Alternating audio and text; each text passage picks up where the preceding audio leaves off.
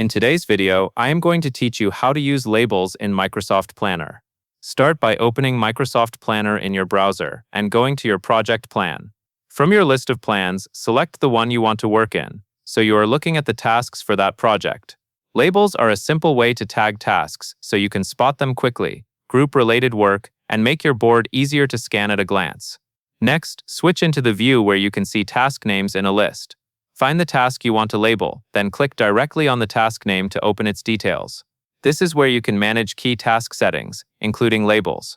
In the task details, locate and click the Labels option. This opens the label picker for the task.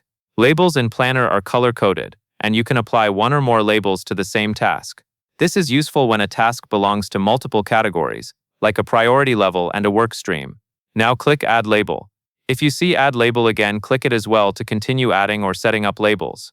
As you add labels, you will notice that each one appears as a colored tag. Try to keep label names short and consistent, because these same labels will be reused across your plan. Next, click the label you want to apply.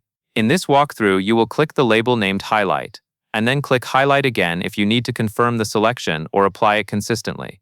You should now see that label associated with the task. After that, click the label named Pank to apply it as well. This shows how you can stack labels on a single task when you need more than one tag for filtering or visual organization. When you are finished assigning labels, move back to the main planning view by clicking Board. On the board, open the bucket where your task lives, such as Management, and you will be able to see the colored label tags displayed on the task card. This makes it much faster to scan your work and understand what each task relates to without opening it. That covers everything you need to know.